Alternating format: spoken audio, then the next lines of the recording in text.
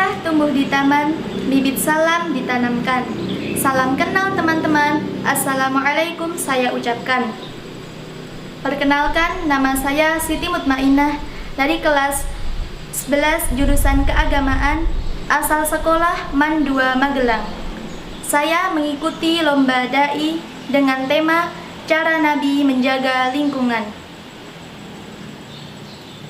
Assalamualaikum warahmatullahi wabarakatuh. Alhamdulillahirabbil alamin wa bihi nasta'inu ala umurid dunya waddin. Assalatu wassalamu ala asyrafil anbiya'i wal mursalin sayyidina wa maulana Muhammadin wa ala alihi wa sahbihi ajma'in. Amma ba'du. Kepada yang terhormat Bapak Ibu Dewan Juri MAPSI, kepada Bapak Kepala Madrasah Aliyah Negeri 2 Magelang, beserta Bapak Ibu Dewan Guru dan karyawan MAN 2 Magelang, dan tak lupa kepada semua teman-teman yang mendukung saya hingga saat ini. Hadirin yang berbahagia, marilah kita panjatkan puji syukur kehadirat Allah Subhanahu wa Ta'ala yang telah melimpahkan rahmat, taufik, hidayah, serta inayahnya kepada kita semua, sehingga pada kesempatan ini kita dapat berpartisipasi dalam kegiatan ini. Sholawat serta salam tetap tercurahkan kepada baginda Nabi Agung Muhammad Sallallahu Alaihi Wasallam yang selalu kita nanti-nantikan syafaatnya dari kini hingga yaumul kiamah nanti. Amin, amin, ya rabbal alamin.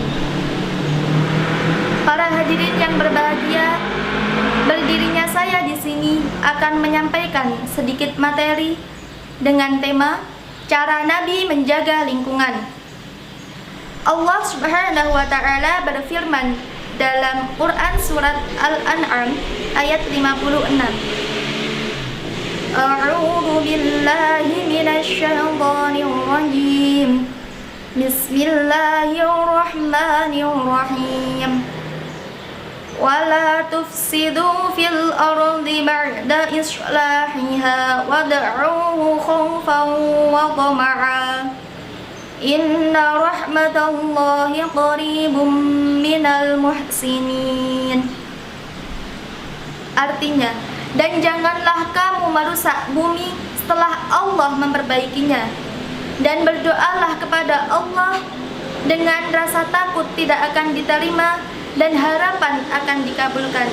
Sesungguhnya rahmat Allah amat dekat dengan orang-orang yang berbuat baik. Para hadirin yang berbahagia, dari ayat tersebut dapat dikaitkan dengan cara Nabi menjaga lingkungan. Ada 6 cara Nabi menjaga lingkungan yang harus kita teladani. Yang pertama, Nabi Shallallahu Alaihi Wasallam meminta kita untuk tidak mencemari lingkungan. Seperti contoh perbuatan yang tercela, membuang sampah sembarangan, meludah sembarangan, bahkan lebih parahnya lagi, membuang air kecil besar sembarangan. Yang kedua, Nabi Shallallahu Alaihi Wasallam meminta kita untuk selalu menghemat air. Gunakanlah air bersih secukupnya agar air bersih tidak akan habis dan selalu tersedia untuk kita gunakan dalam kehidupan sehari-hari dan masa yang akan datang. Maka, jika kita selesai menggunakannya, matikan keran air agar air bersih tidak kehabisan. Yang ketiga, Nabi Shallallahu Alaihi Wasallam meminta kita untuk menanam tumbuhan. Karena dengan cara ini kita dapat mencegah dari berbagai bencana alam yang terjadi, terutama di Indonesia tercinta ini, seperti banjir bandang, tanah longsor, gempa bumi, dan lain-lain. Tidak hanya itu, maka dengan kita menanam tumbuhan, lingkungan kita akan menjadi bersih, nyaman, dan tetap terjaga. Yang keempat, Nabi Shallallahu Alaihi Wasallam meminta kita untuk menghidupkan tanah yang mati. Hal ini dalam ilmu fikih disebut juga dengan Ihya'ul Mawat. Nabi Shallallahu Alaihi Wasallam bersabda, "Man ahyal arda maitatan fahiya lahu." Yang artinya, barang siapa yang menghidupkan tanah yang mati, maka tanah itu menjadi miliknya. Dari hadis tersebut dijelaskan bahwa barang siapa yang menghidupkan tanah yang mati, maka tanah itu menjadi miliknya. Itu adalah gambaran dari kita jika kita menghidupkan tanah yang mati atau menanami tumbuhan di lahan yang kosong, maka kita akan mendapatkan balasan berupa pahala yang sangat besar di sisi Allah Subhanahu wa taala. Yang kelima, Nabi Shallallahu Alaihi Wasallam meminta kita untuk menjaga kebersihan dan lingkungan. Pepatah mengatakan, an-nadhafatu minal iman, yang artinya kebersihan adalah sebagian dari iman. Iman kita tidak lengkap tanpa disertai dengan kita membersihkan diri dan lingkungan. Yang keenam, Nabi Shallallahu Alaihi Wasallam meminta kita untuk menjaga kebersihan dengan alasan karena Allah Subhanahu wa taala menyukai orang-orang yang membersihkan diri dan lingkungan.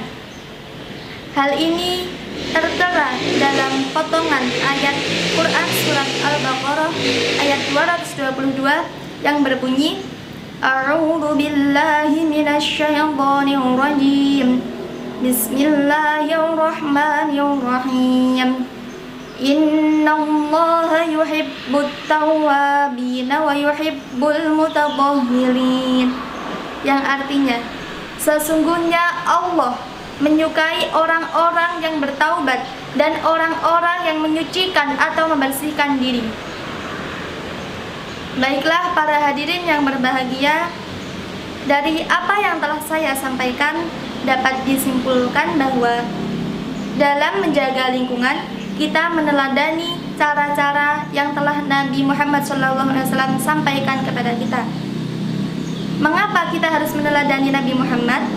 Karena Nabi Muhammad SAW adalah suri tauladan yang paling utama bagi umat manusia.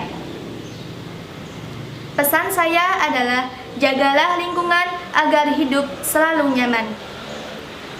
Sekian, kurang dan lebihnya saya mohon maaf. Wabillahi taufiq wal hidayah wal ridha wal inayah. Wassalamualaikum warahmatullahi wabarakatuh.